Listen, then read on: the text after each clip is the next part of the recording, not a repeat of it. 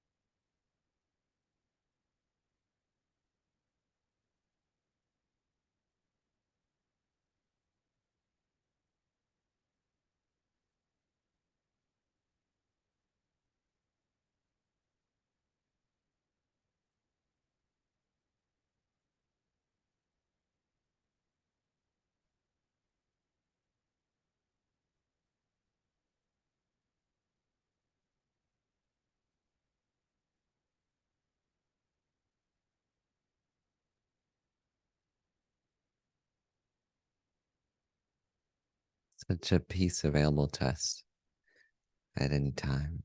It's good to remember that we could always sit and meditate for 1 minute on the breath.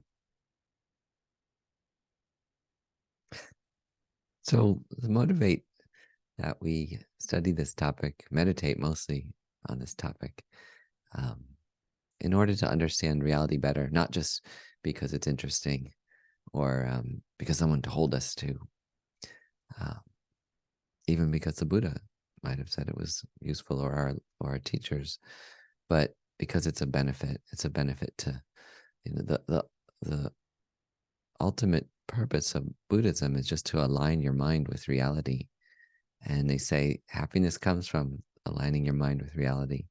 So the ultimate happiness supposedly comes from aligning your mind with the ultimate reality. And that's the view we look at today on the Prasangika Madhyamaka, this view that very, very subtle, I think so much subtler than I thought it was when I first studied it. And I'm sure a lot subtler than I think it is today. But let's get into this topic. So the middle way school, that's a good name for it. Actually, it doesn't need a different name like I've been trying to give to the other topics to make them understandable. Middle way is a very good name for this school, the Prasangika Madhyamaka, to be precise. It's the school with the subtlest understanding of selflessness of objects and of thinkers, sentient beings. And the other Buddhist schools and other historic periods of Buddhism stop their analysis of reality and they find some solid basis for a thinking being and for objects. This came out really clearly in a question last time. What's the difference between all these schools? The difference between all the schools and the last one is you stop at a certain point and you say, we find reality at that point. And if you look at the other Buddhist schools, like in general, like Theravada schools and Yogacara and these other ones that Vaibhashika, Tantrika, Chitamatra, if you want to say mind only. But in the first school, the atomist school, let's call it that for simplicity, they find that subatomic particles exist, that they're indivisible, findable, and that's ultimate reality. And they also claim that mind is indivisible, that it's broken down into moments of consciousness about as long as a frame of a video, a finger snap, they say, about a 30th of a second, that don't break down any further. And this is the ultimate reality of the mind. So you can summarize it very simply, actually, the atomist school. And there's a huge benefit to that school. The next school, which I call the functionalists, say that ultimate reality is found simply in parts coming together to perform a function. And they still believe that there are findable, indivisible particles of matter and moments of consciousness, like the last school. But they say the ultimate reality is when these come together to perform a function. So both schools attack our solid, separate, permanent sense of self by breaking it down into subparts.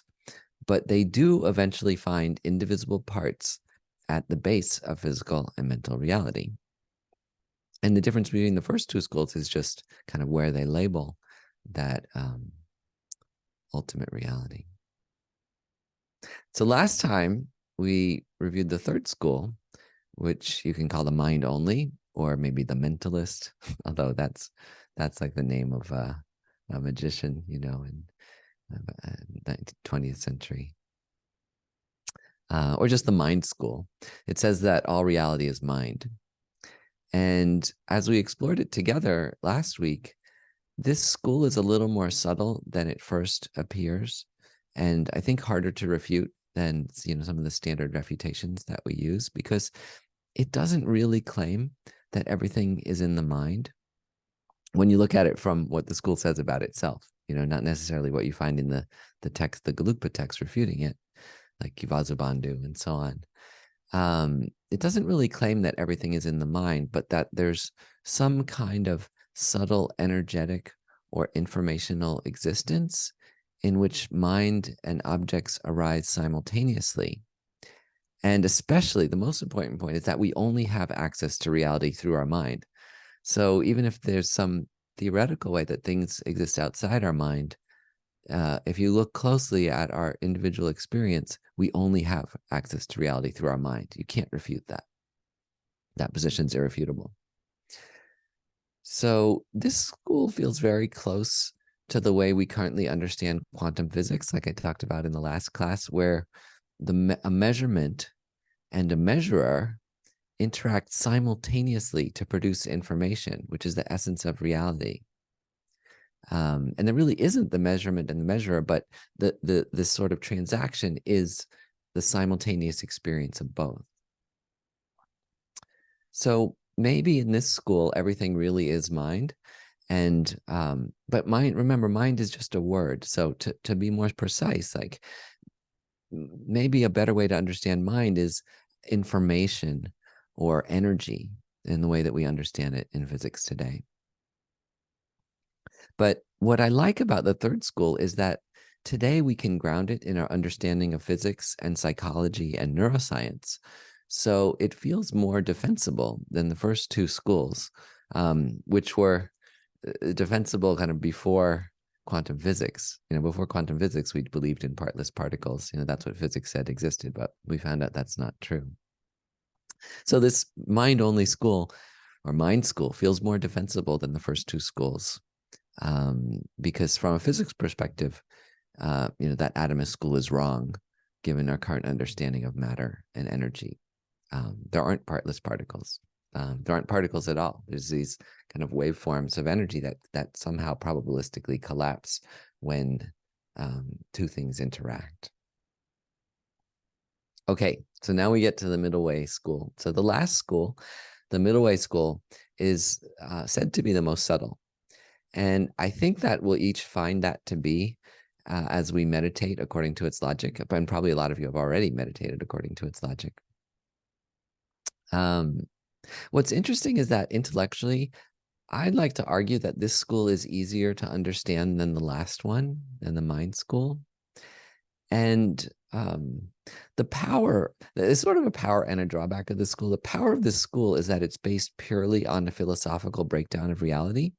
So it doesn't necessarily need any physics to back it up. You just use logic to break down reality according to the outline of this middle way school. But I also feel like it's a little bit of drawback from a skeptical, rational, Western skeptical, rational perspective. I find it like a minor frustration. And so do physicists like Carlo Rovelli, because he studied this middle way school too, quite closely. Because this school doesn't make assertions that can be verified by physics. So this school, it's not, at least the way that I understand it, it's not falsifiable the way that scientific propositions are. And I'm not saying there's anything wrong with that, but if you have that kind of scientific mind, it can be a little bit annoying, because there isn't like an experiment you can do to validate this school, except to do the meditation, which is the most important experiment of all. So what are the assertions of the middle way school? And I'm sure many of you know them already. And it's simple to summarize this school's reasoning, that everything exists as coming together of parts, causes, and mind. So both living beings and inanimate objects exist as a mere mental label applied to parts and causes. And then all the parts and the causes can be broken down further. I think that's the key point, at least philosophically, into subparts and earlier, more distant causes. Something I want to say about this is that, because I've had a sort of slight misunderstanding. I'm sure I have quite a big misunderstanding, but I had a misunderstanding that was corrected recently, because I used to say sort of a mental label placed on top of the parts and causes, but that can lead to a kind of subtle misunderstanding, because I think it gives more power to the label than to the parts and the causes.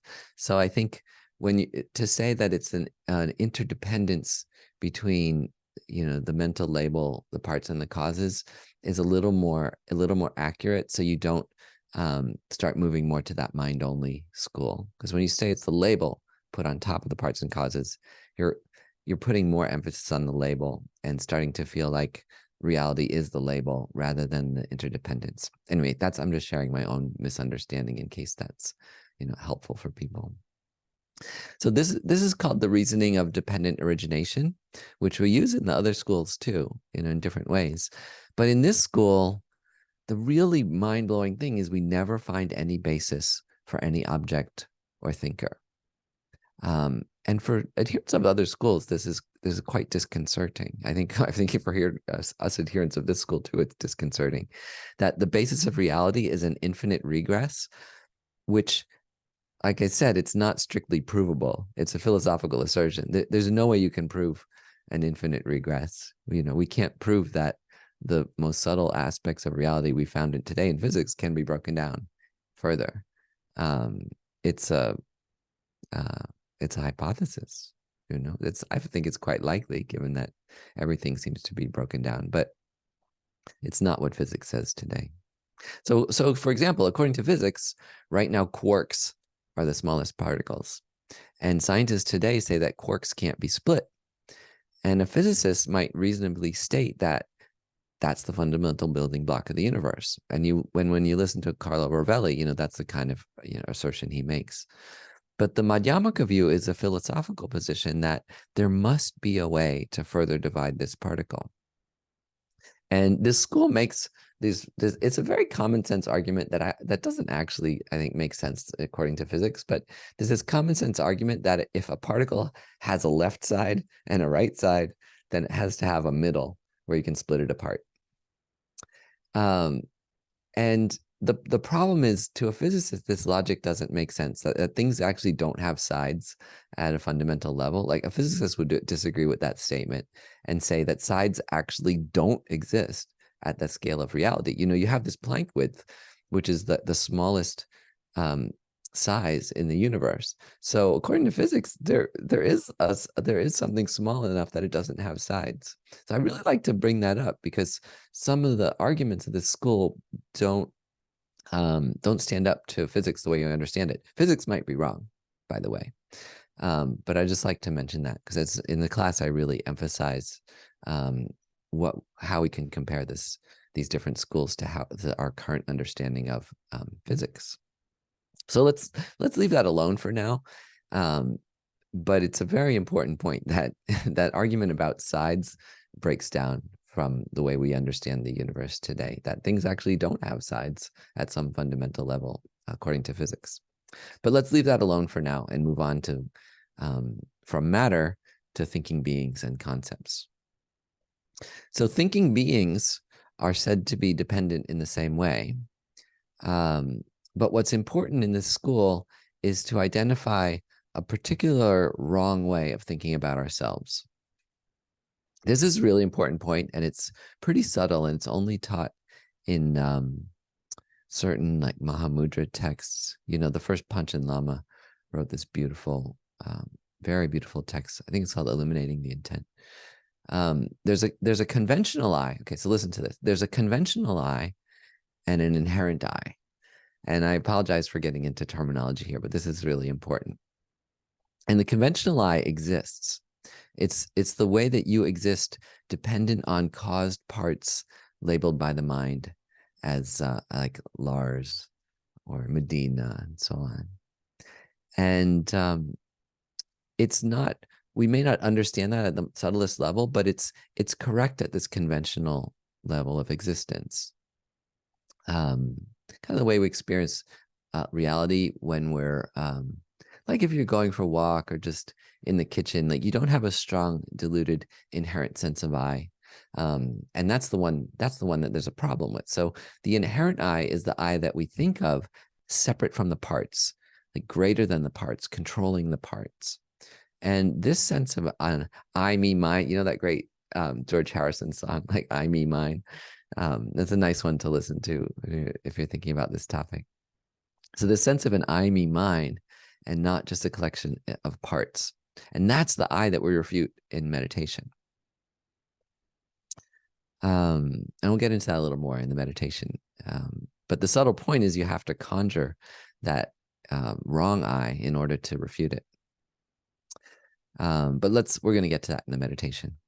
Then the next aspect of dependent origination, there are subtly different ways that you look at objects, thinking beings, and also concepts. So the reasoning of dependent origination also applies to concepts. And that's actually my favorite reasoning in this school. Sorry to pick, I have big favorites. But it really blew my mind when I first heard the Dalai Lama talk about it. And what this school says is that all concepts are dependent on their opposites.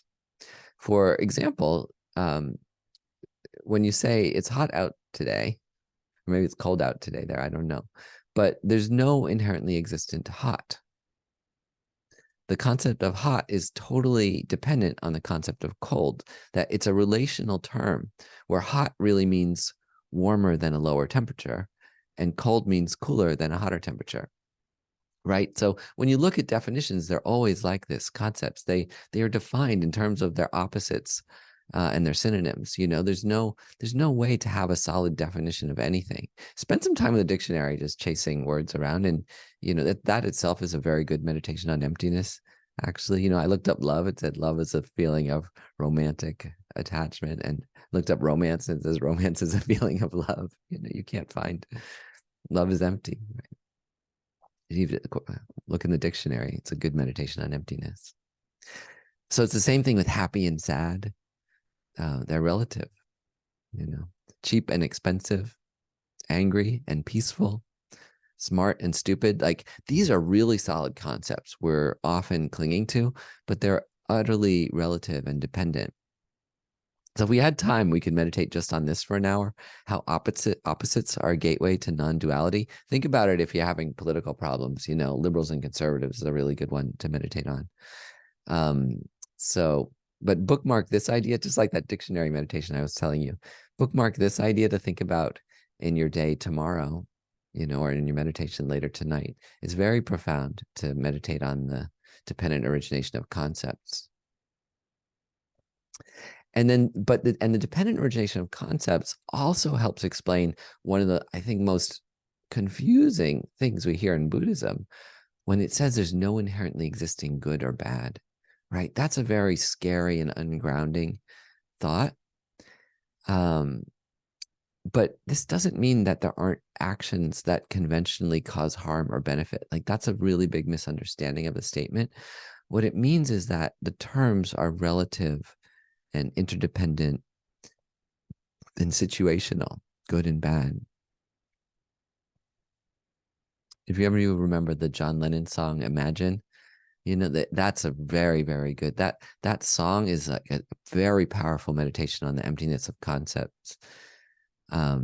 Imagining, no good and no evil. It's very, it's frightening and ungrounding, but also awe-inspiring at the same time if you can get past that barrier to see that everything's relative. So listen to that song. Okay, I guess I'm giving you a lot of homework. A third one is to listen to the song Imagine by John Lennon and see if you can make this leap of what our lives would be like if we could escape dualities. Imagine there's no religion. He's like, that was a very powerful one. And in fact, there is no religion right now. There's no inherently existing religion. So even the dualities of good and evil, it doesn't mean they don't exist. And it's not nihilism. It's just they're utterly interdependent. There's no good without evil, and there's no evil without good. It doesn't mean you always have to have evil in the world in order to have good, but just think about it more subtly. It's very beautiful, profound, and scary at the same time. Anyway, it would be kind of fun to meditate on all those different things, but I have 2 long meditations for today. So let's get into the 2 meditations. We'll take a break after the first one. The second one's really long, actually, on the self, emptiness of the self. But let's start with this most subtle way that objects exist, and then go into the way that thinking beings exist. Okay, so settle into meditation posture. Make sure to straighten your spine. That's the most important part. Half close your eyes. Place your hands palm up on your lap. Take one deep breath.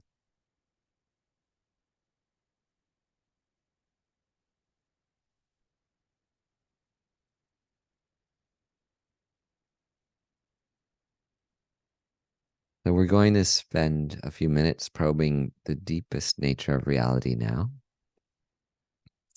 in order to bring out a healthier, more interdependent understanding of ourselves and the things around us.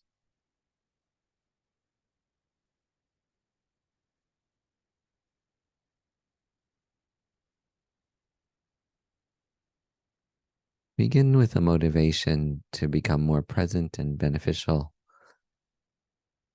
in the world, both for our own lasting happiness and for the happiness and the well-being of everyone around us. And we do this now specifically by trying to better understand the interdependent dynamic nature of reality, the role that our mind plays in sometimes distorting reality, to break down the illusion of an unchanging, solid, independent objects, and the mistaken view that things outside ourselves have the capacity to bring us pleasure or pain from their own side.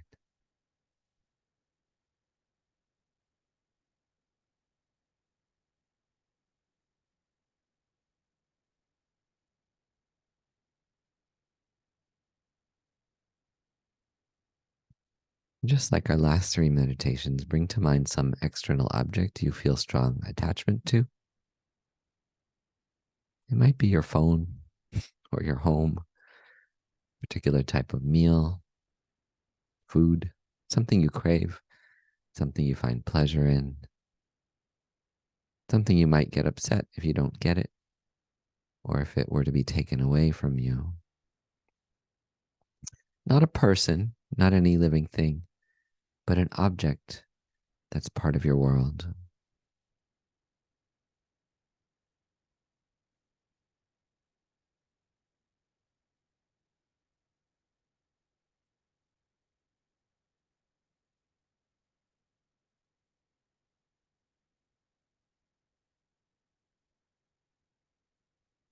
Once you have this object of attachment in mind,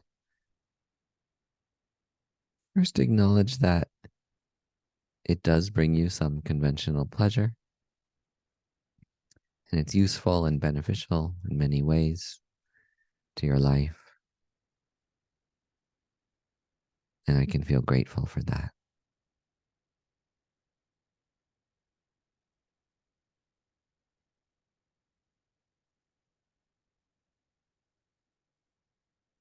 Then we dive deeper and we seek to understand some of the ways in which we mistakenly see the object. So, to come to know reality better, we first examine the parts of our object.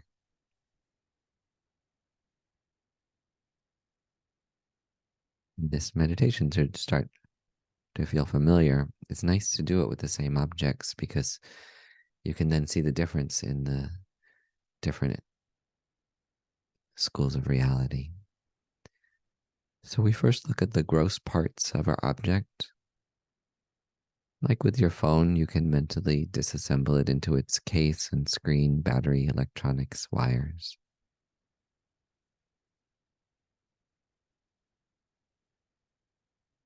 If it's your home, you can take it apart into the floor, walls, windows, plumbing, wires, fixtures.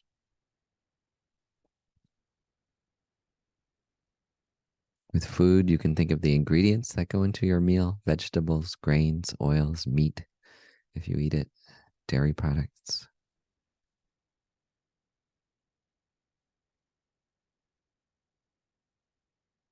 Even that is powerful. Just realizing that things are made of gross parts.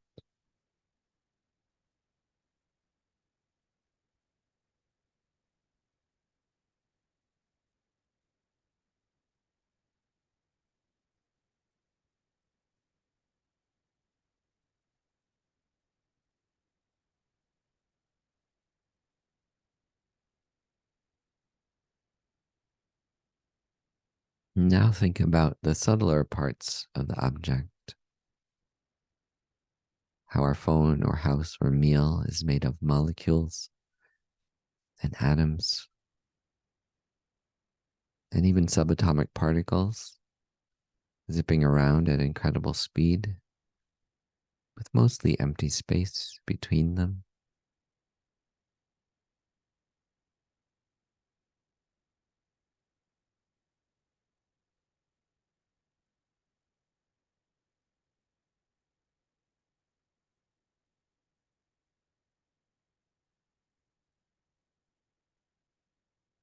Think how our perception of color and form, sound, taste, smell, touch are illusions.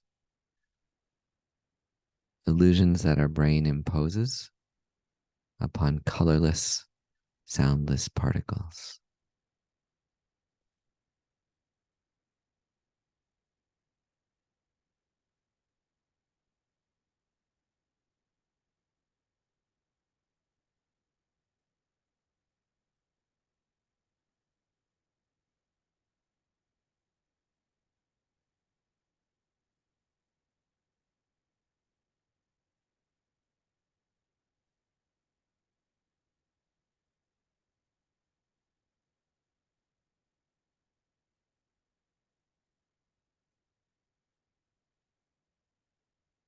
And now take the philosophical position that there are no fundamental building blocks of reality. There's no indivisible subatomic particle. There's no fundamentally indivisible quantum of energy or information.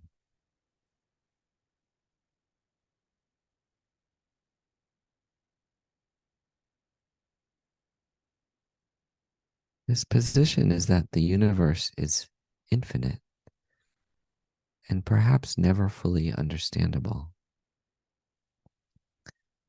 that we can forever subdivide matter and find something subtler,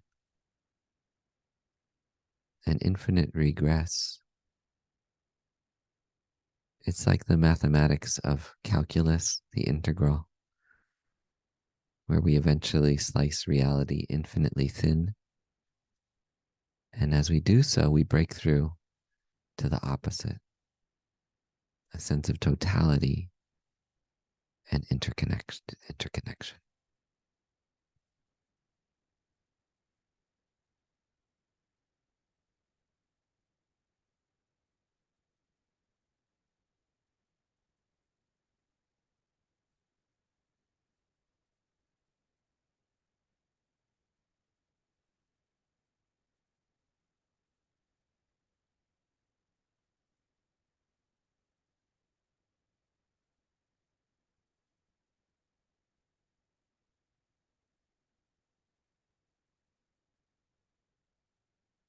And next, we think about the causes that brought these parts together.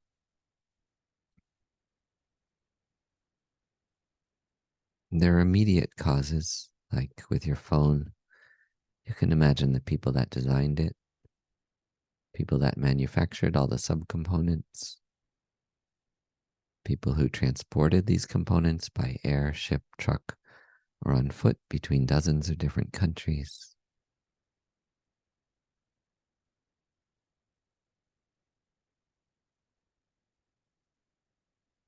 Sometimes to make this concrete, it can be useful to think of the people doing this right now, the phones being made right now. Every part of that supply chain is active, moving right now as we're meditating.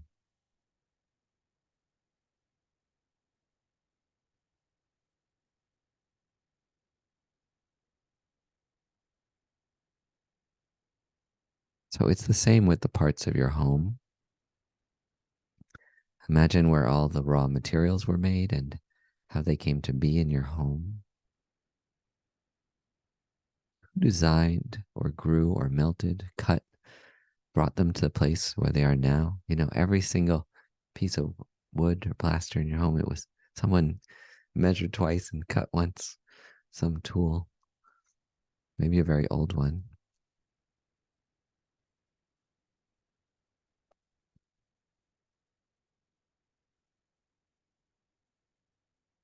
Similarly, with food, bring to mind the people who planted the crops, who watered and fertilized them, who processed or cooked the foods and sold them to you, how they ended up in your home, your refrigerator, your belly.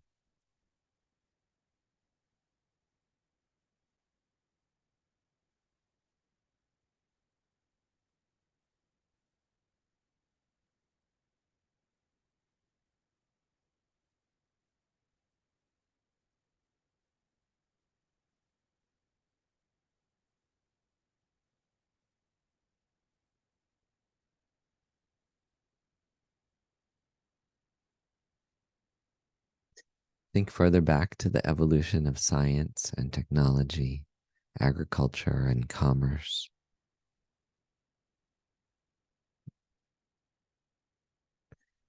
and even society itself that made the cultivation and the collection of these raw materials possible.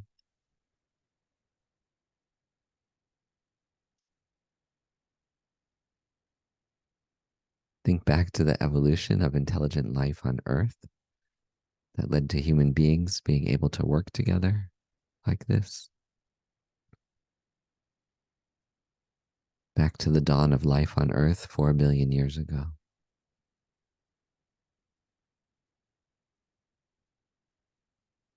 And back to the birth of our star, our solar system.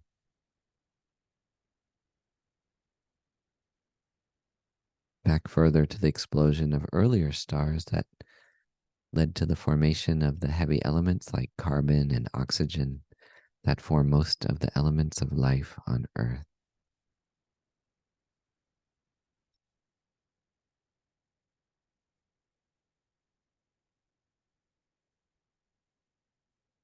And think even back to the start of the universe, when the simpler elements like hydrogen and helium formed.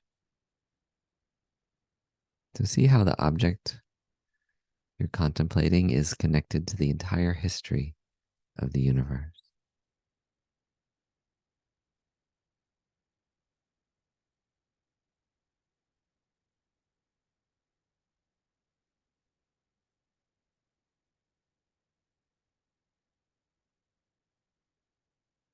Try to see also how it is still connected right now. How each particle in your object feels the gravitational pull of every other particle in the universe.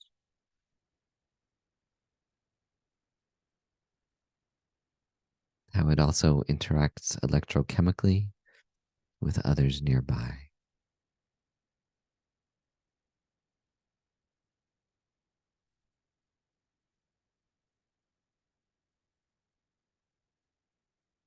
And once more, take the position of the unknowability of the universe. Did something come before the Big Bang? Are there other universes? The middle way position says that there's no original cause. That everything we've ever tried to chase down to a fundamental cause turns out to have further causes. So we take that as our philosophical position. There's no fundamental cause. All of reality stems back infinitely and ends up being interdependently related to everything.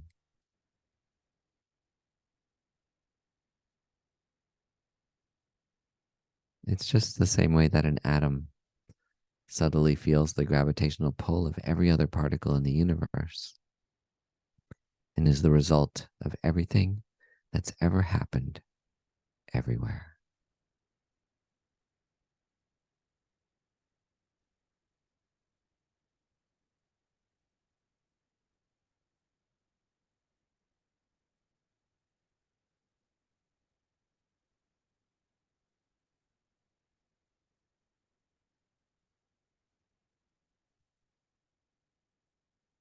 Now consider the role of the mind in reality.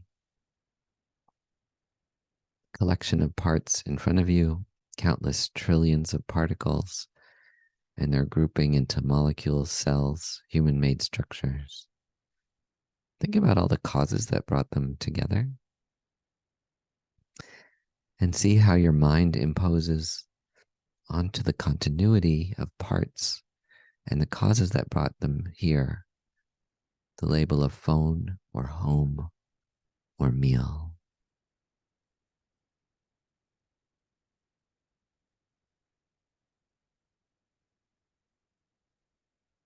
Try to see this label and your mind applying that label as equal participants in the existence of your object.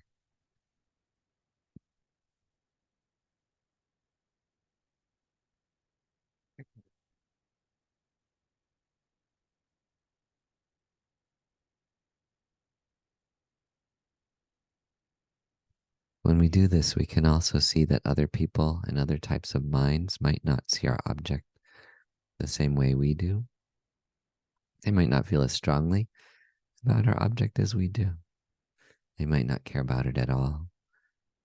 They might not even see it as a separate, distinct object.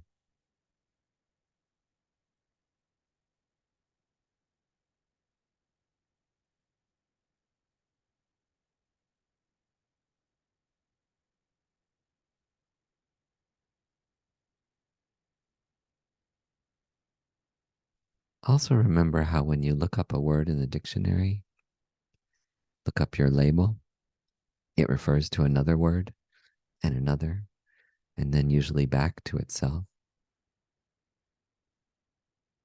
To see how words and labels are interrelated in this way, how concepts rely strongly on their synonyms and opposites, how labels themselves are interdependent and ultimately unfindable.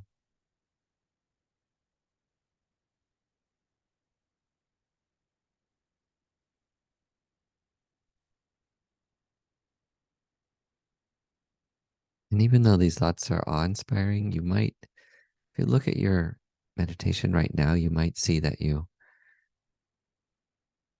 are reifying it. So try not to make the mind such a solid thing. remember that the mind too can be broken down into parts, individual moments of consciousness.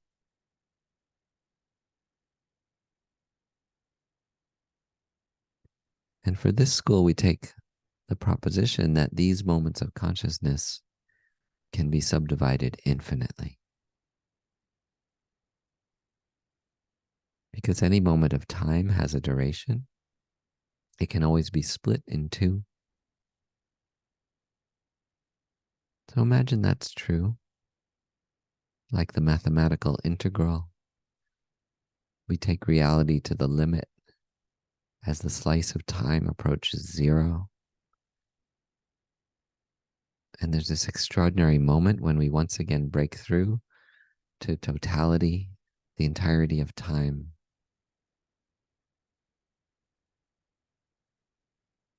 In a way, you find this totality in the paradox that time is infinitely sliceable. When you divide by zero, you get infinity.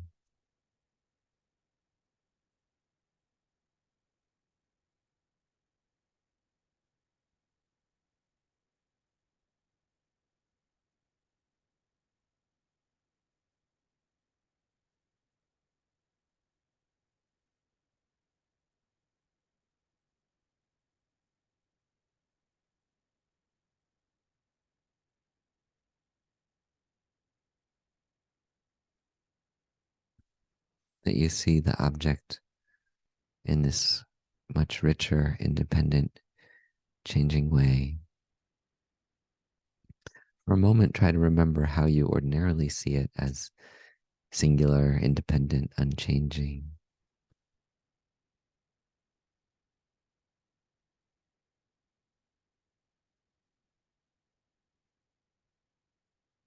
You might even smile or laugh at the illusion you impose on reality. How shallow our ordinary sense of being is compared to how things exist when we analyze them like this.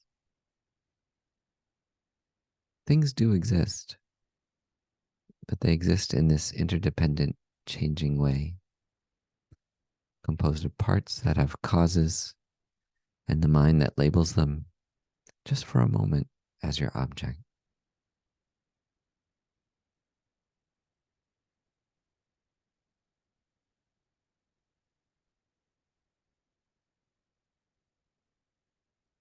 Notice how your strong feeling of attachment might be reduced through seeing reality this way. The illusion of an independent object that has the power to bring you pleasure or pain gives way to a lighter, more interdependent way of experiencing reality.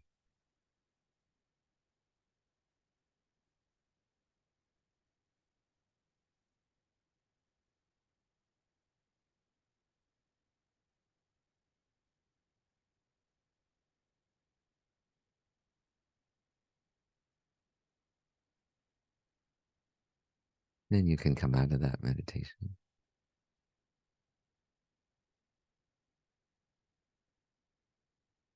Very subtle, as of you. Not that I fully understand it, but uh, let's take a 5-minute break and we'll come back and do the longer meditation on the interdependent self. That's the really important one. Uh, they normally teach you, you first meditate on the emptiness of self and then phenomena. But I think for us, because we're so, like, our culture is so materialistic, it's easier to meditate on phenomena first and then the self. So, okay, come back in 5 minutes. I'll see you.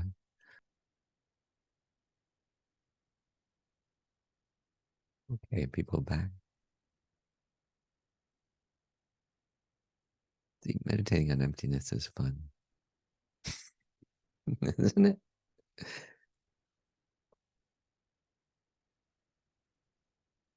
Okay.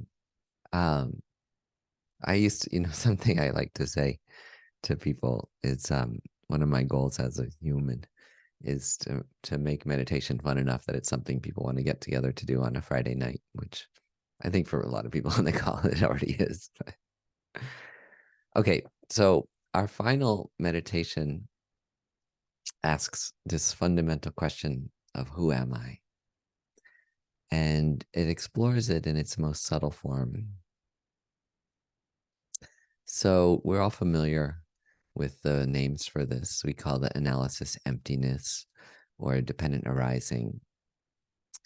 And it's actually one of the first things I ever read. I didn't even, Thich Nhat Hanh is very, very skillful because those were the books that really made me first feel like really excited about Buddhist ideas before I was a Buddhist. And one of the first things I read in one of his books was, "You're only made of non-you elements." And he didn't mention the word emptiness or dependent origination or middle way, but that phrase has stuck with me ever since. And so that's what we try to realize in this meditation. Is so wise, Thich Nhat Hanh. So this meditation on searching for the self, it uses a method called dependent origination, which we've been using, that looks more closely at the parts of the self, the causes of the self, and how the mind interacts with these parts and causes. I think we all know that intellectually. But by searching, you have to really, you see how much the detail, well, it may not be for everybody, but for a lot of people, the detail of really going into all the details can help a lot to get some experience. So by searching for how the self truly exists, maybe we shouldn't use the word truly, truly doesn't exist. You can come to see the more like subtle, changing, flexible, interdependent way that you exist moment to moment. In this school, the term true existence means like not existing, right? So this is the more interdependent way of seeing ourselves, and it helps us escape the painful illusion of separateness, right? There's a reason for this. It's not an intellectual exercise. That it's a very painful illusion of separateness and neediness. And I say this from my own experience, that binds us to these continued feelings of craving and anger and other disturbing emotions. That's why we do this meditation. And like all the Buddhist teachings, and somewhat unique to the Buddhist religion, if you want to call it that, is that you don't have to take this idea of an interdependent self on faith or as dogma. It's very important. And I think even in studying tenets, you can fall into that extreme of just accepting that it's true without critically investigating. But the middle way, meditation on emptiness of self, it's an invitation to try the meditation practice and see if meditating this way softens, see if it has a result of softening the painful feelings that arise from the exaggerated sense of self. And to see if it improves your everyday happiness, your ability to meaningfully connect with others, and I also like to add your ability to make the world a better place, sustainable environment. Okay.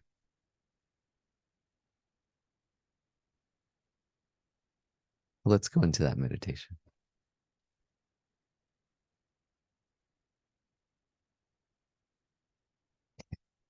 And then we'll have some time for questions after, hopefully.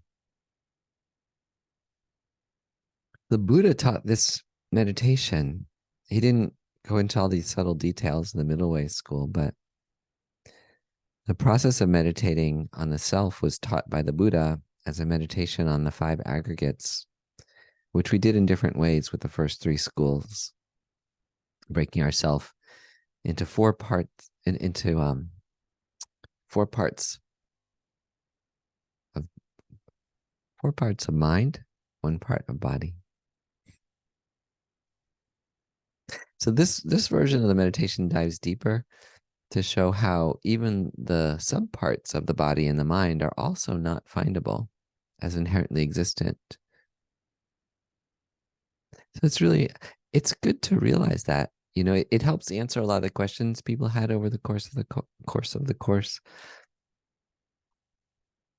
Is that when you do the 5 aggregates meditation, normally you do find yourself actually in some subtle parts in one of those aspects, according to some schools, or in the collection as it comes together functionally, you know.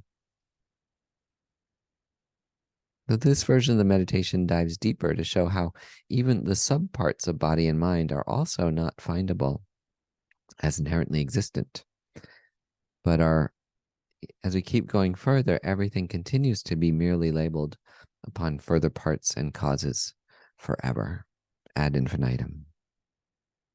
That's the hard part.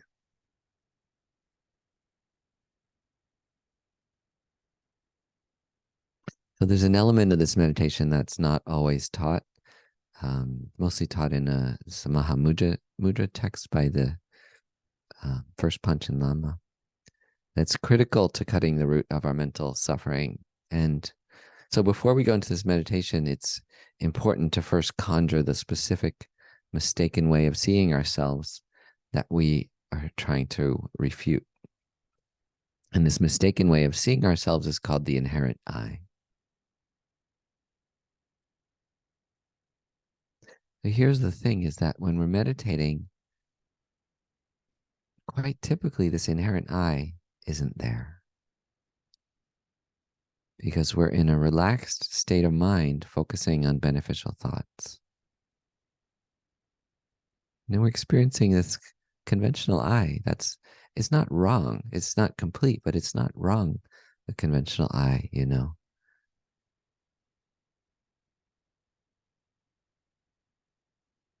And also it's not particularly delusional, and it's not the obstacle that we're trying to overcome to realize emptiness.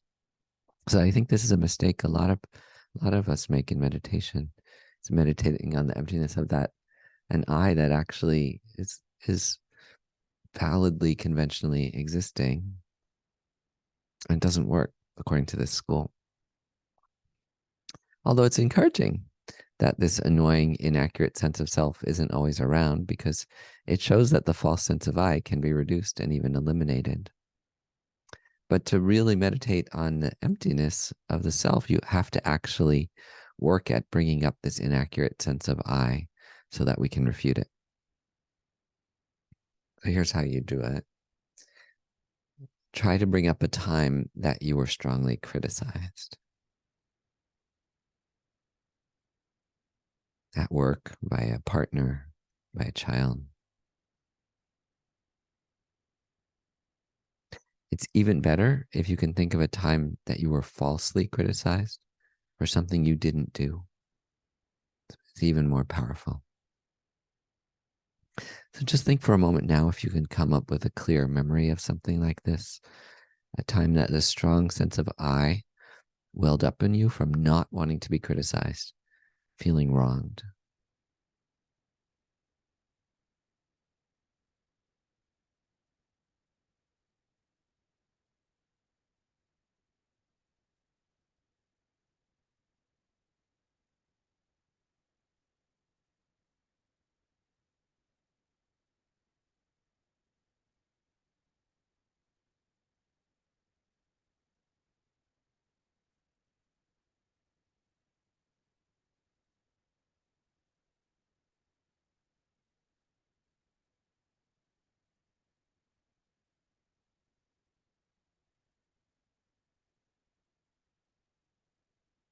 You can let it well up a little bit. See, let it get exaggeration, let its exaggeration elaborate. It's actually important to conjure that inherent I.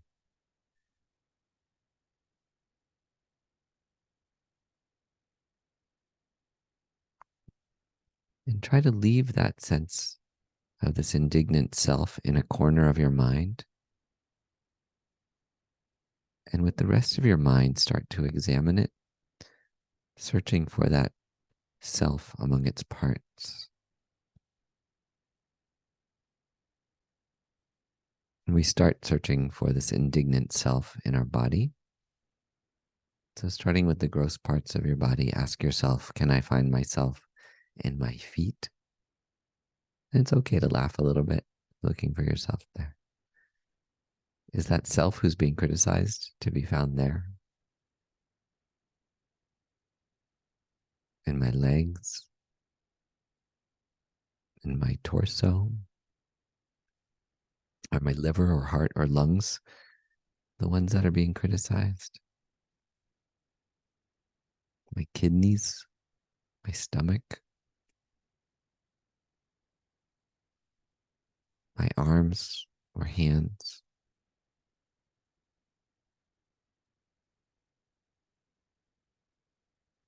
Now we get to our head.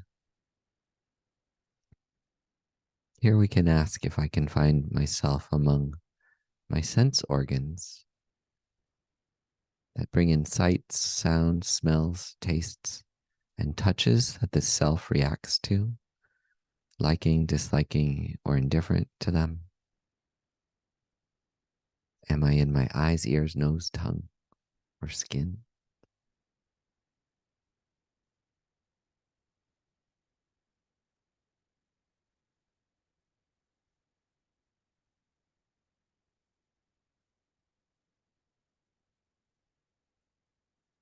What about my blood? Circling once a minute through my body.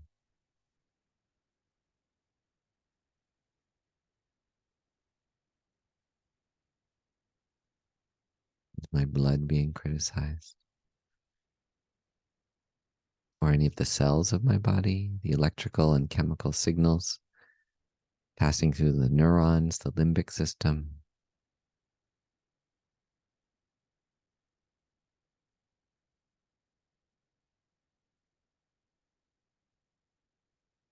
Or do you find this self in your DNA or your microbiome?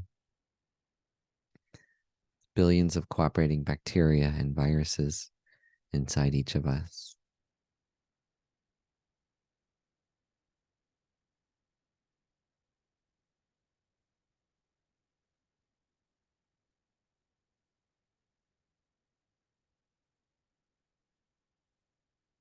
Then ask if I can find myself in my brain.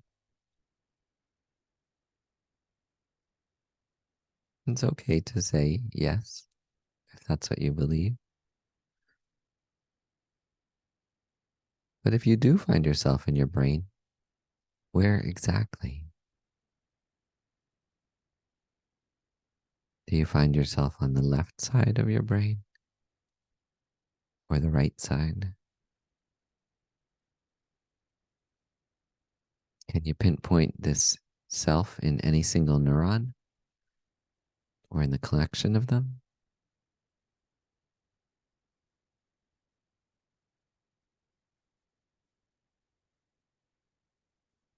Neuroscientists have shown that even when we reflect on this strong sense of self, the brain activates in many different areas, and these areas are different for different people at different times. There's no self organ in the brain, no pinpoint of activity that lights up when we have a strong sense of self, and that if we removed it, we'd lose our sense of self. But ask yourself this question honestly. Probe for a moment quietly whether you are your brain or any of the other gross parts of your body.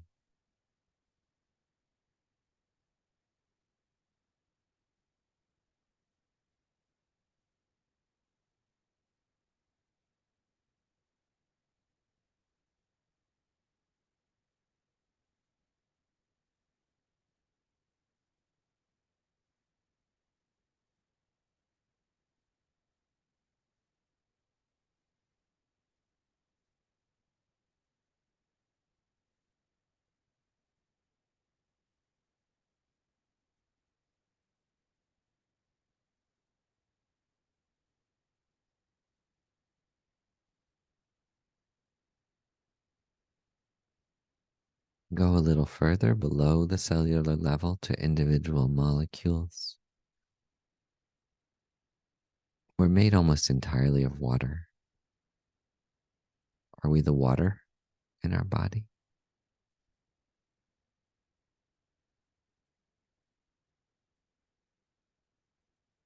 Or are we the electrolytes, carbohydrates, lipids, proteins, vitamins suspended in it?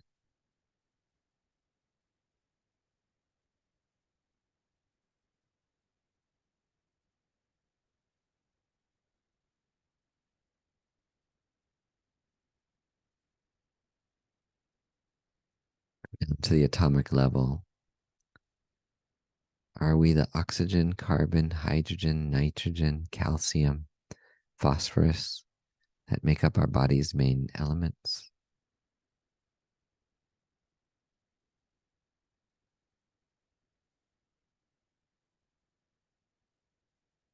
Go further.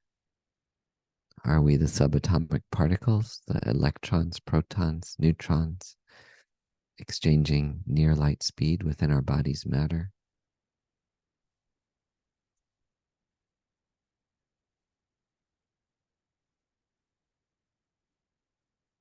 Or are we the empty space between the particles somehow?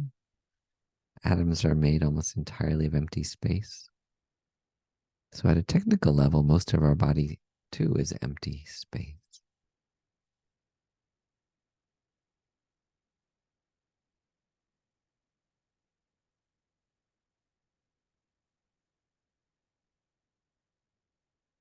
Are we the finer particles we know of now? Gluons, muons, quarks, bosons. Are these the fundamental building blocks of the universe that can be broken down no further?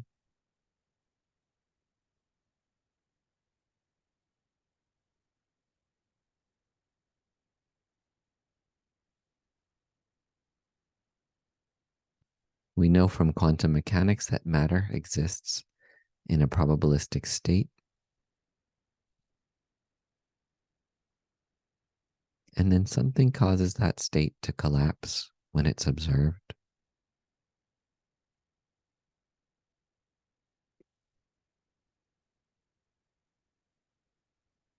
Are we that probabilistic state before collapse? Or are we only the collapse of the waveform?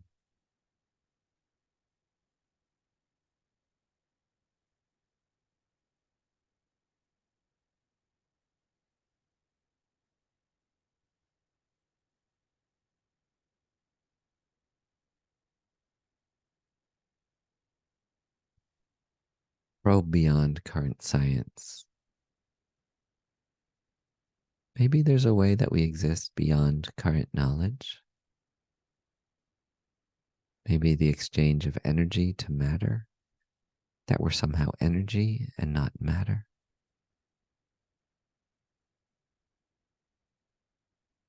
Perhaps some interrelationship with what they call dark matter that we don't yet understand, but that makes up the vast majority of our universe.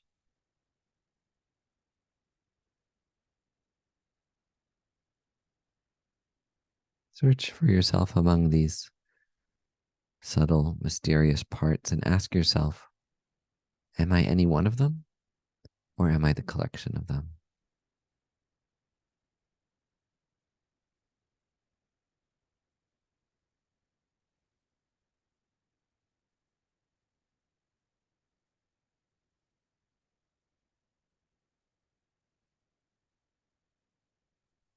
Then finally take the position of infinite regress, that there'll always be more to learn about reality,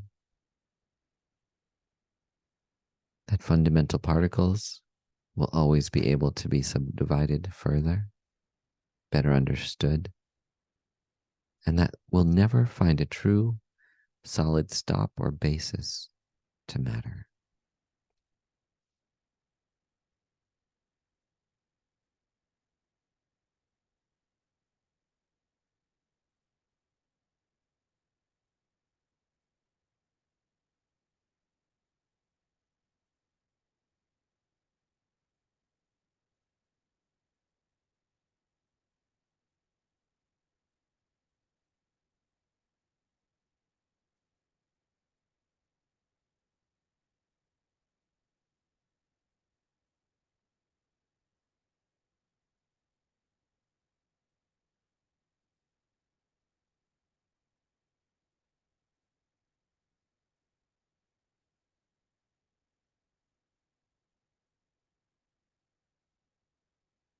And then we move on to searching for the separate self in the mind.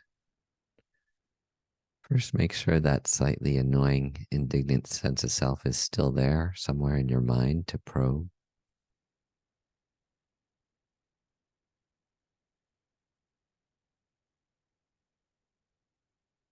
We start by probing the various parts of the mind that respond to the particulars of sensory and mental phenomena. The first one of these is known as the second aggregate is feeling. The way we respond with pleasant feelings to experiences we like, unpleasant feelings to those we don't, and with indifferent feelings to the rest.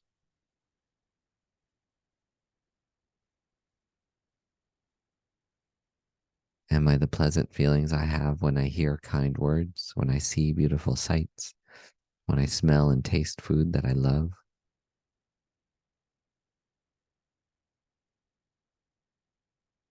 Am I the good feelings that arise through my skin and muscles to hugs and kisses from those close to me? Or the good feelings in my body that arise when I take a walk or work out or experience some physical thrill?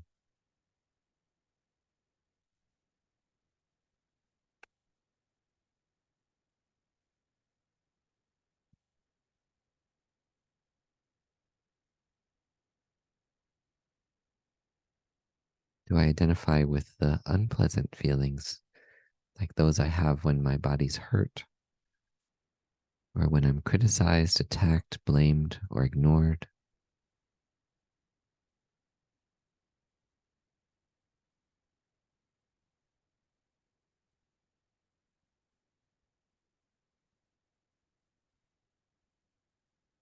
Or do I identify with the neutral feelings of indifference I have when I'm passing strangers, or being served by a waiter or a clerk in a store?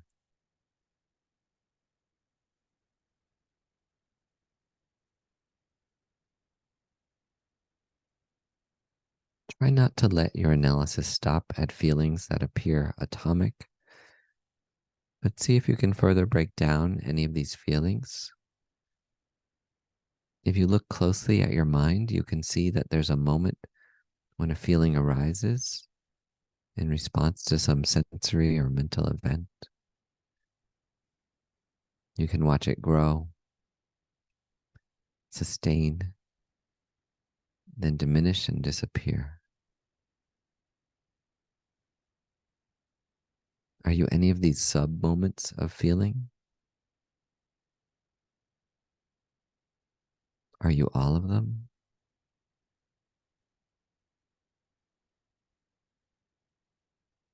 To take on the proposition that these moments aren't atomically indivisible, that you infinitely divide moments of feeling further, and see what that does to your mind as it regresses to infinitely small moments of feeling.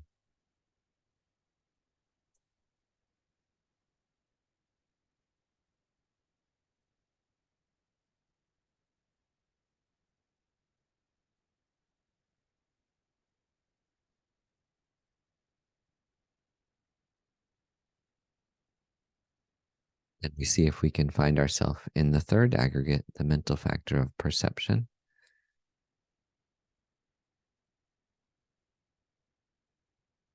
This is the part of our mind that takes some bundle of reality and labels it. A bundle of carbohydrates, proteins, and lipids on a clay plate as our dinner. A bundle of plant cells as a flower. A bundle of metal and glass and almost all the elements on earth that come together in our phone.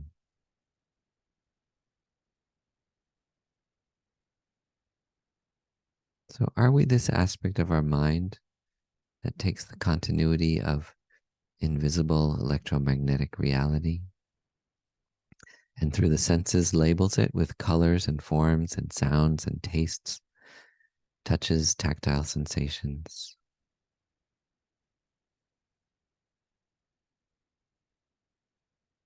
None of these exist absolutely and independently from our mind.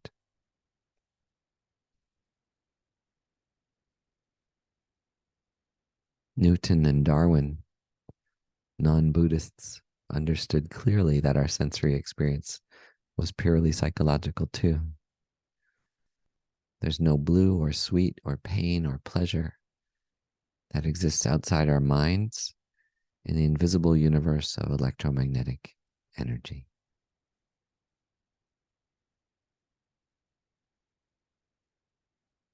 So, are we our perception, that ability of our mind to wrap bundles of sensory experience into the label of home, phone, dinner, or me? And with this aggregate too, realize that the moments of perception can be subdivided further in an infinite regress that finds no atomic moment of perception.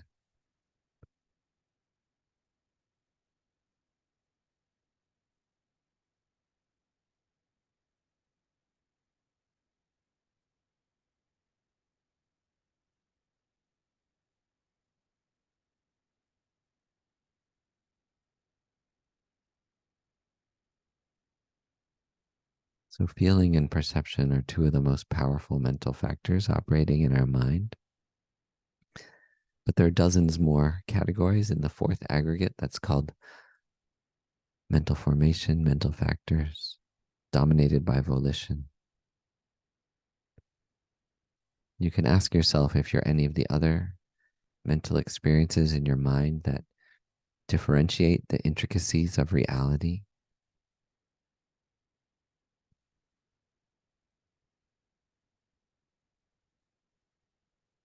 Are you your mental experiences of jealousy or pride or love or compassion or even democracy or justice?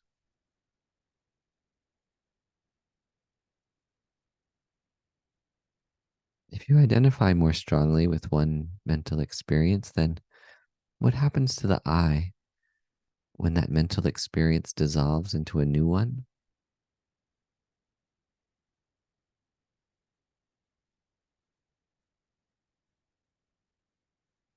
Give yourself a moment to probe any aspect of your mental experience to see if yourself can be found in any of them.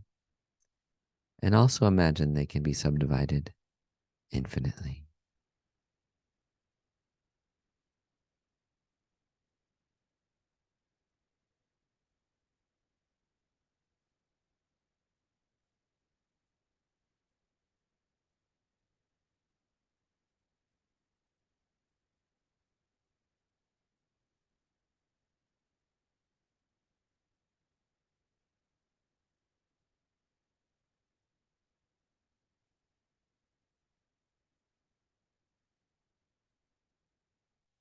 The last place to search in this 5-part analysis of the aggregates is the fifth aggregate, awareness itself, the space of consciousness or mental experience, apart from the mental factors that flow through it.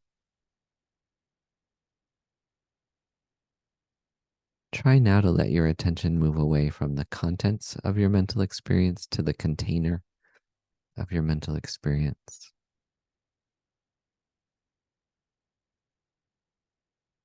As you relax into the space of your mind, does it appear to have any qualities? Does it feel large and spacious or small and confined?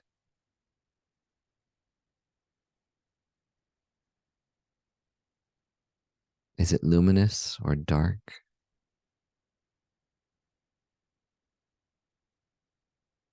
Is it clear or obscured?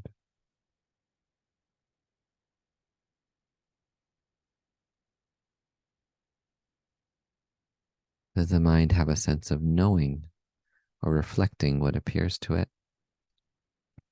Or is it indifferent to what arises within its space?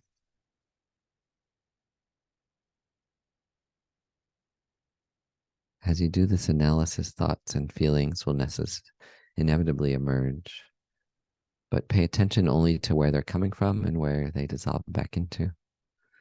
What's the ground from which mental factors emerge within the mind?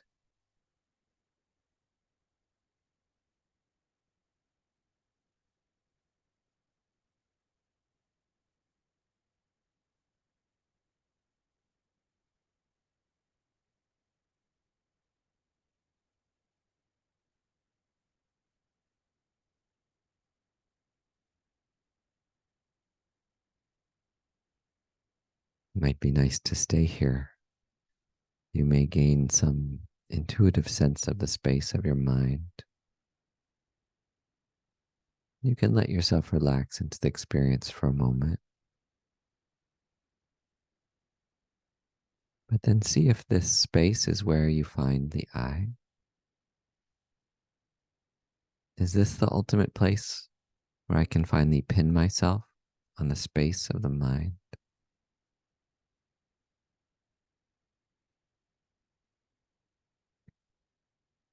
If the answer is yes, inquire further. If we divide the space of the mind in half, is the I in one side or the other? If we subdivide the mental space into little cubes of space, can you find yourself in any one of them? Cubes that can be themselves subdivided into more little cubes forever. Is that where you find the inherent I?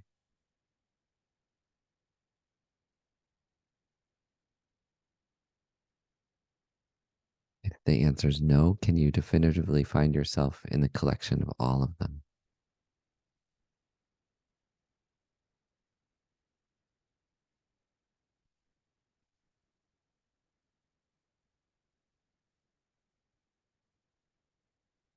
And the mind has a temporal aspect, individual moments of consciousness that come and go.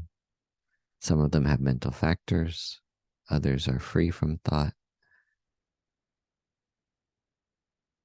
Do you find yourself within any of these moments of consciousness?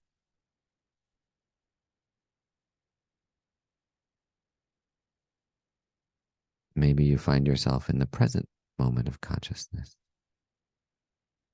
But what happens when this present moment disappears? Does the self continue on with that moment of consciousness? Where? Does the self jump to the next moment of consciousness? Is the self separate from the moment of consciousness?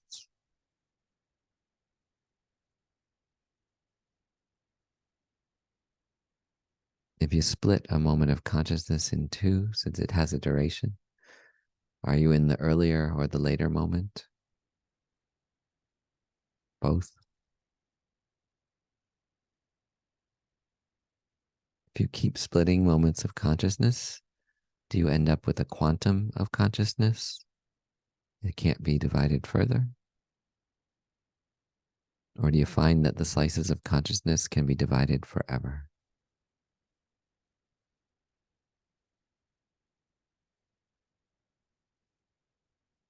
What happens when a slice of time becomes infinitely thin consciousness? Does the self disappear? Or is it like calculus merging with the whole area under the curve to become a timeless measure of something that transcends moments of time completely?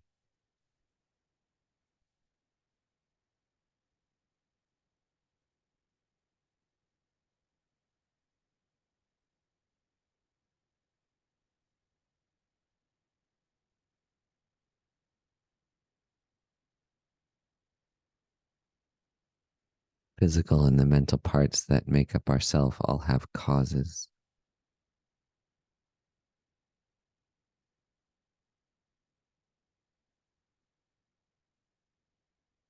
Now we meditate on those causes to see whether our self is as independent as it seems. Our body began with small bits of our mother and father, and then incorporated food and nutrients and oxygen to grow itself within our mother and then outside her. As we grew, this process continued, turning non-me elements into me.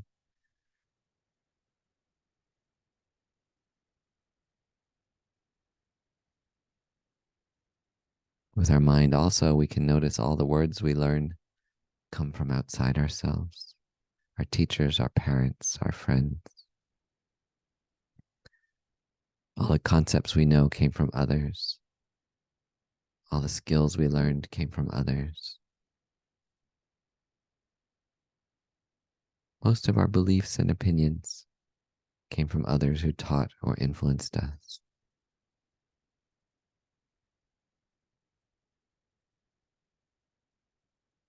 Going back in time, we can trace our bodies and our minds back through the 1,000 generations of humans who created the languages and civilizations and technologies and religions and science that brought us to where we are today.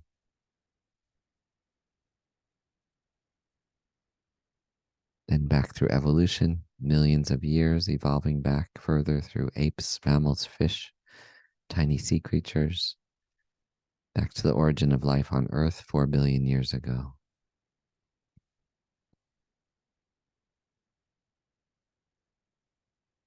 All the energy on Earth comes from our 5 billion-year-old star. All the elements that make up life on Earth come from earlier stellar explosions that created the heavy elements of life, carbon, nitrogen. Ultimately, we can trace our physical body back to the Big Bang, the beginning of matter and energy, and even time itself in our universe.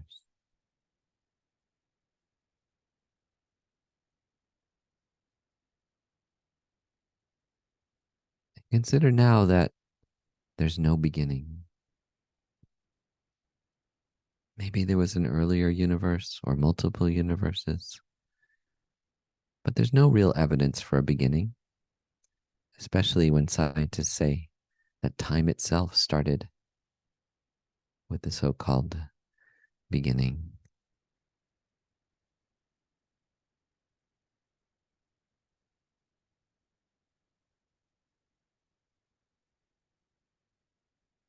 Come back to the present, realize how at the physical level, every atom in your body is moved by the gravitational attraction of every other particle in the universe.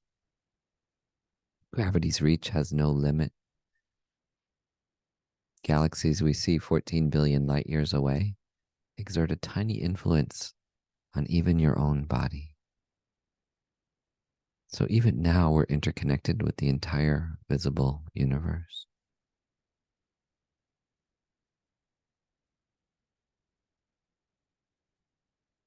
Also notice how your position in life, your opinions, your decisions, all the material things around you were also made by others, brought to you by others, influenced by others. Who do you have to thank for everything around you right now? None of it comes directly from you. It all comes from others.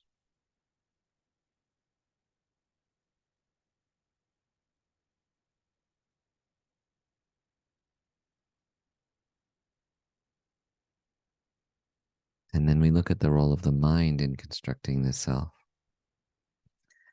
We're an uncountable collection of parts brought together by innumerable causes, stemming back to the origin of the universe. The mind wraps these caused parts with a label: Lars, Scott, Christine.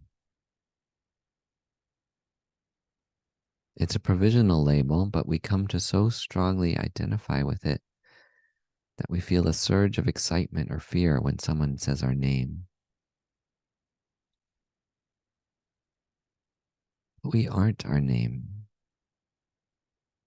Our name is just a label placed on caused parts.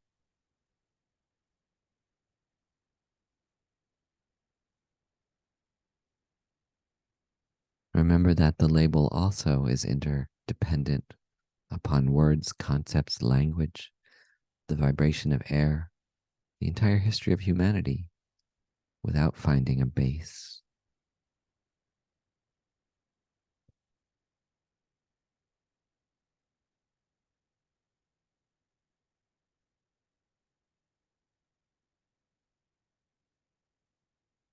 Imagine seeing yourself this way in everyday life, existing not independently but interdependently, constantly changing, made of countless parts, produced by an infinite stream of cause and effect. How would it change how you responded to criticism, blame, craving, praise? Who's being criticized?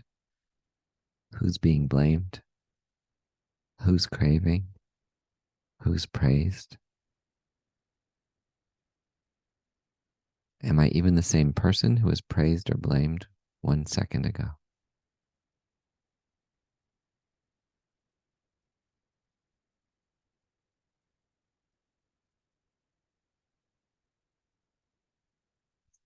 Now try for a moment to let go of this very deep analysis. Let go of concepts. See if you can let go into a non-conceptual understanding of yourself that transcends ego grasping, transcends labels, transcends any one part of you or the collection of parts. Let yourself relax into the experience and the feeling of interdependence, to know yourself perhaps for the first time as you truly are.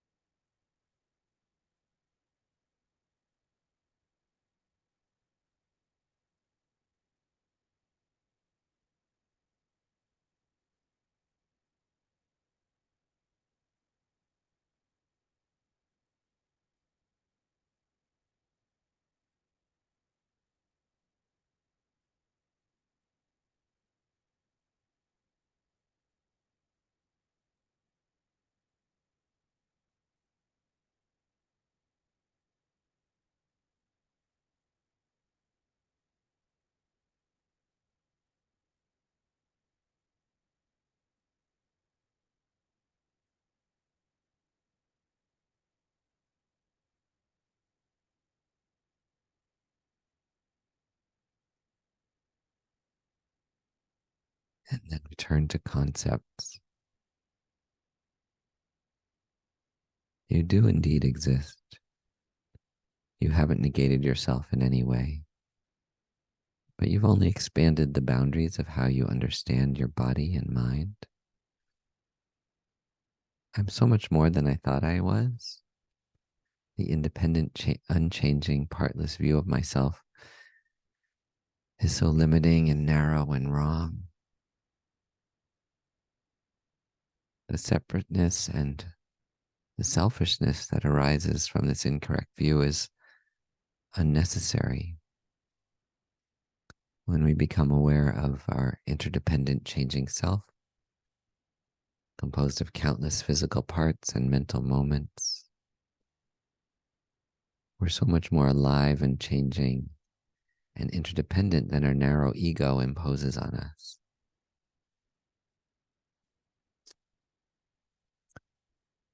But when that narrow, egotistic self arises, what this meditation teaches us is that we can now see that moment as a gift, showing us the false inherent I that doesn't exist the way it seems. Anytime this inherent I arises, it gives us the opportunity to perform this magnificent analysis of how we truly exist and embrace a greater sense of self that's interdependent with all other life and everything else in the universe.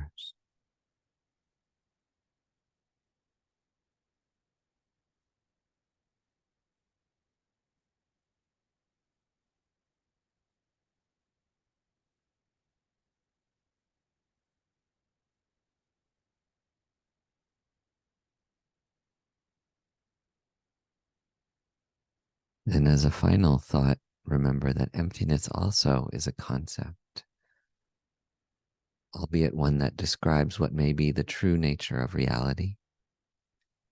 It's not a place or a thing, and it's also dependent on the moments of consciousness of the mind reflecting on emptiness. Whatever object or thinker we are analyzing from the perspective of emptiness,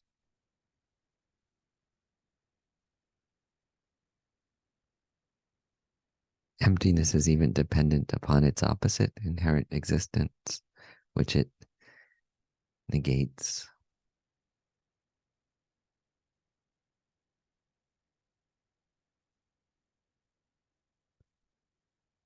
But weirdly, without this idea of existing separately, independently, its truly established opposite, emptiness, doesn't exist either.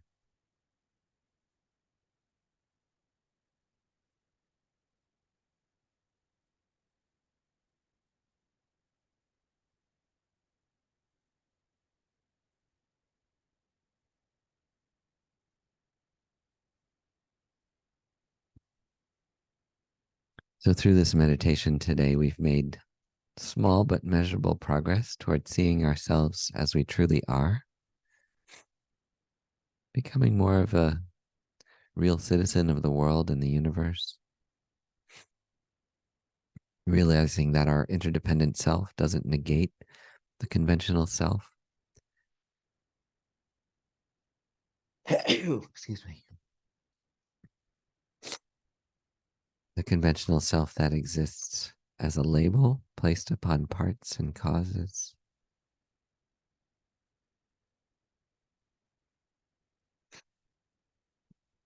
This interdependent self, in fact, makes us more strongly connected to others, pulls us into the present moment, creates the causes for a truly happy, meaningful life.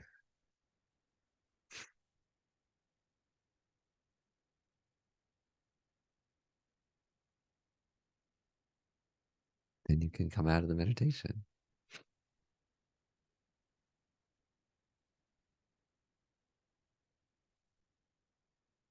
That's a long, detailed meditation. All right. Any questions, comments? I have a question. Yeah.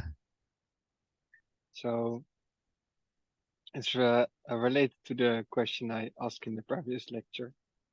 Um, but so you can have this experience. It's in any experience actually, but then there's a feeling. You're like referring. There's a sorry for the terminology, but this is like a self-referring consciousness. Someone call it. You There's even an object in consciousness. Would you say that when that falls away and there's like even the last subtle thing falls away, that's the experience, the real experience of emptiness? Is that a question? Or what is that? Yeah. Is that this? I don't know. I don't know. Uh, I mean, obviously I haven't realized emptiness. But I think it's important to understand that it's a continuum, like my teacher Venerable Renee says, it's not. I think we can get very dualistic about realizations and think like, oh, we don't realize emptiness at all. And then one day we'll realize it totally. But I think it's nice to see that it's a continuum, that's not the most helpful duality, that like no dual all the dualities are false, right? So I think one of the particularly harmful ones is thinking that is realize emptiness and there's not realizing emptiness, like seeing that as a really strong duality, I think can be really harmful, because it's not like you're completely deluded and then one day you're completely enlightened at the end. That it's a very gradual, they call it the graduated path, so I think, we do get little tastes slowly. But you have to decide for yourself, the words aren't the experience. I use a lot of words, but the words aren't the experience. They're just, but it's like you can't get to a place without a map, like if you wanted to go to Bulgaria or something like that on your bike, let's say, you couldn't get there without a map. But Bulgaria isn't the map that got you there. So I don't know. I don't know how to answer that question really. And like I said in the last time, sometimes much simpler instructions work to get people a genuine experience of emptiness, especially in other traditions. Like Lama Yeshe says, see your mind like space. Just that simple sentence can be more effective for a lot of people to have some experience. So I don't know. I guess I don't know how to answer your question. So you said graduated path. There's also Mhm. people talking about direct path. So you would suggest that whatever path you're on, it's probably not the case that one experience will make you like fully enlightened. I mean, I don't know. The thing is, we have it's like Robert Thurman said, it's just recognizing yourself for who you already are. It's not some people. Sometimes you hear this thing, everyone's already enlightened, and I don't think that's accurate. But Robert Thurman puts it in this really amazing way. He says, once you become enlightened, it's as if you were always enlightened. It's like you look back. So there's something very, very wrong with our notion of time. Like any statement about past and future, I think is wrong. Like time is a dependent concept. And there's a good book by Carlo Rovelli called The Order of Time. So even from a physics perspective, time does not exist. There's no Newton really got us messed up because Newton put this variable t in his equations, but there's no evidence for it.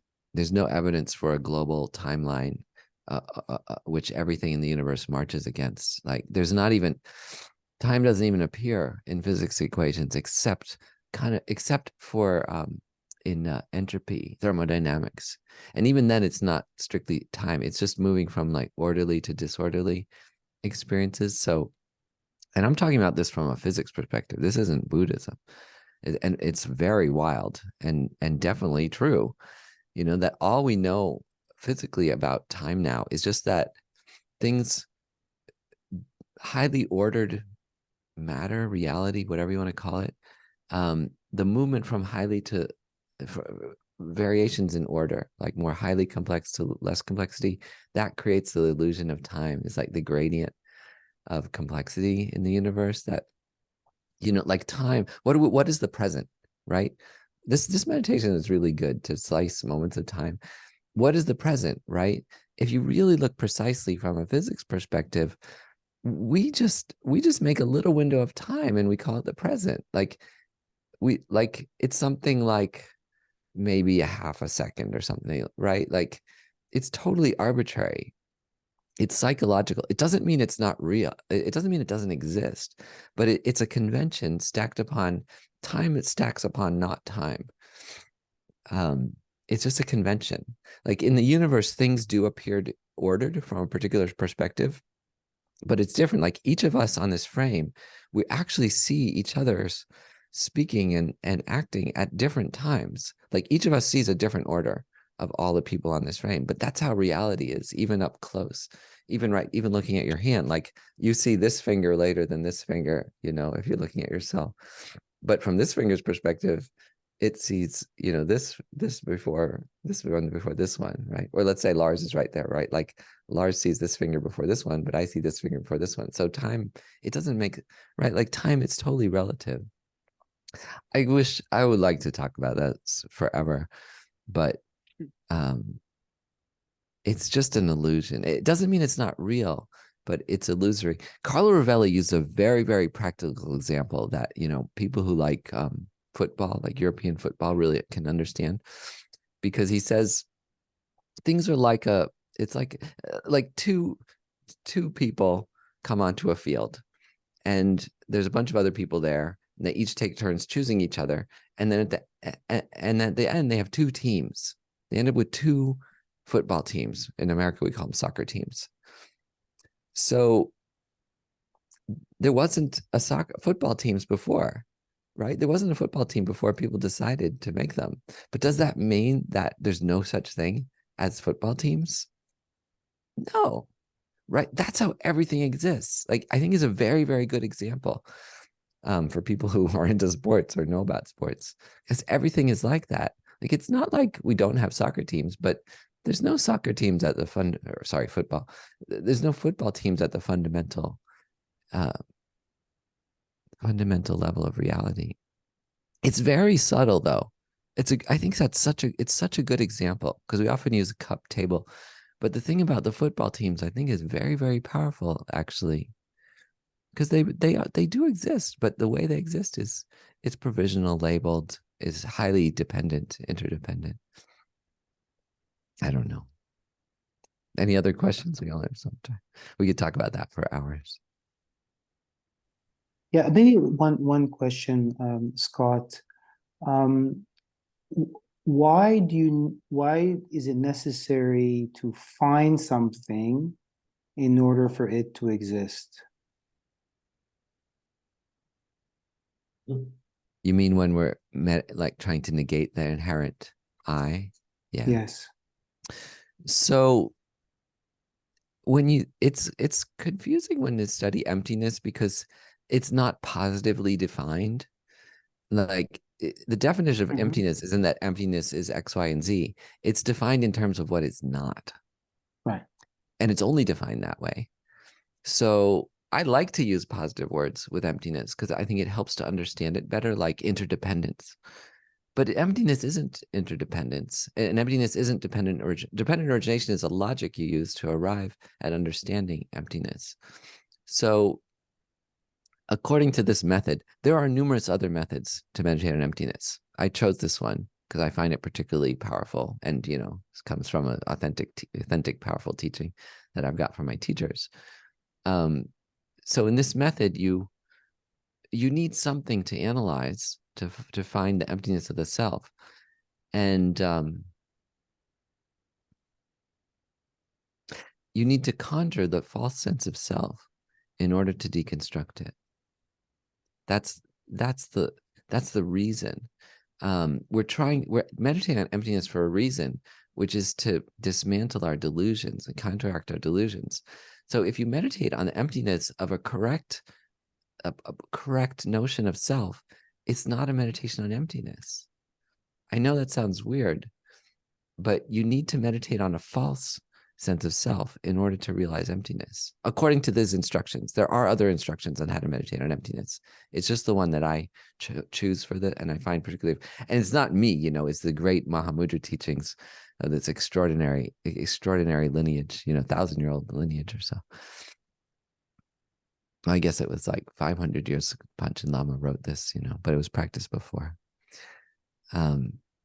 Does that make sense? That you have to, we're meditating for a purpose, to counteract our delusions, and you have to conjure the deluded sense of self.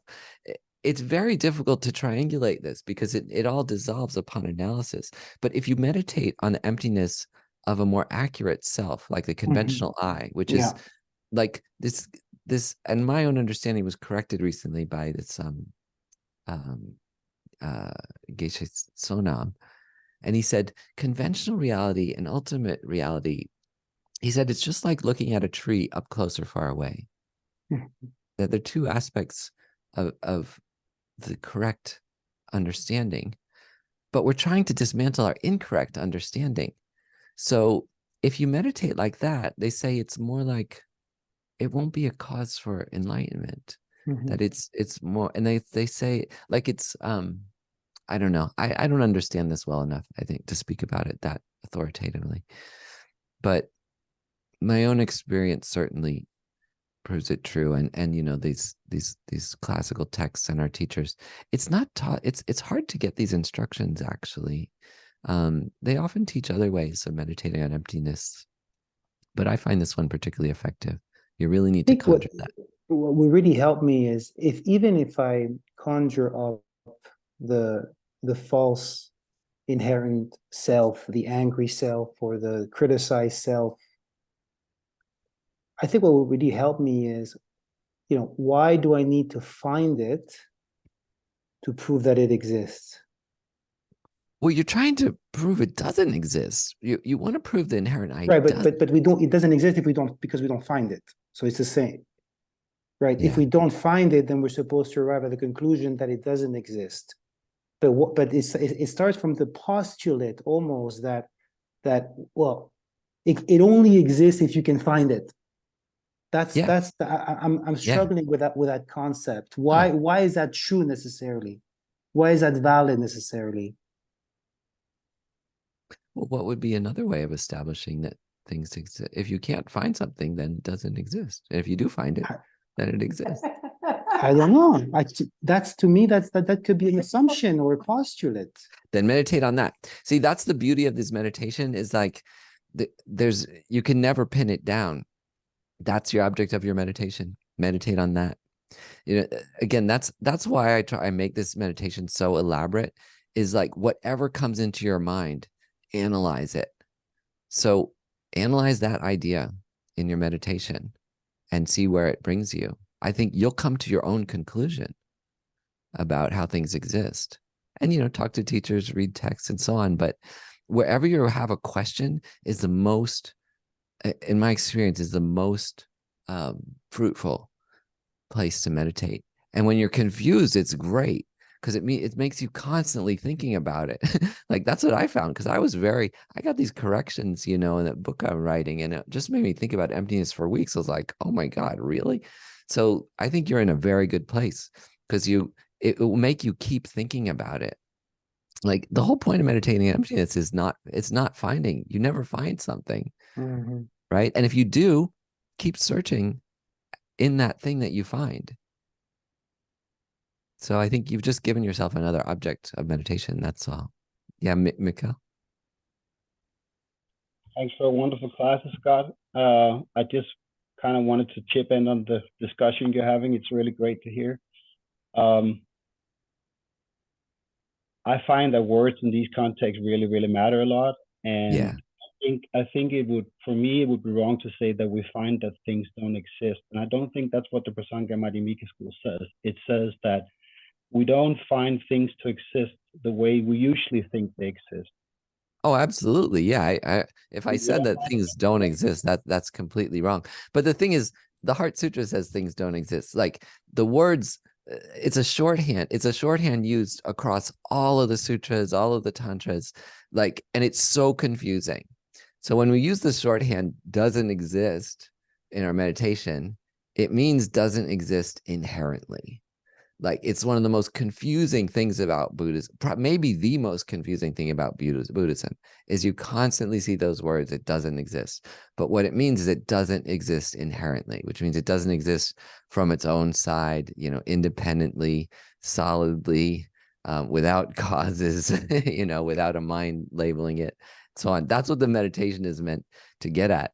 But the shorthand of those words, yeah, you'll find everywhere, including, you know, in my meditation, right? Like it's a shorthand that's, but I mean, all the words are wrong, you know.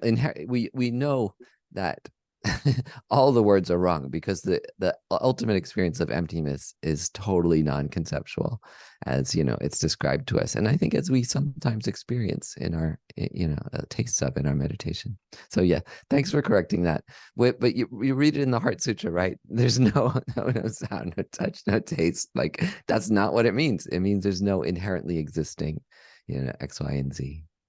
That's why I love the phrase "not from its own side," because that's basically, it doesn't exist on its own. It exists only in relation to all other things. Yeah. And I remember Geshe Dorje Damdol. He has a phrase that it really was mind blowing to me. He says that, and I think that's a good way to explain the way we don't lose reality as existing. It just exists in different. He says, the lack of the objectivity of the object, the lack of the objectivity of the object is the objectivity of the object. It's all paradoxes like that. Yeah. No, it's all paradoxes like that. But you know, remember, like I said in one of the earlier classes, like Robert Thurman says, like there's no evidence for nothing. Like non-existence doesn't exist. Like non-existence isn't a thing, a place. It isn't somewhere we go when we die. The definition of non-existence is just that it doesn't exist. So it's nothing to be afraid of, for sure, because it doesn't exist. Okay. Well, I guess we're out of time. It's such a great discussion. I really enjoyed this class. Great to spend all this time with you. Thank you very much.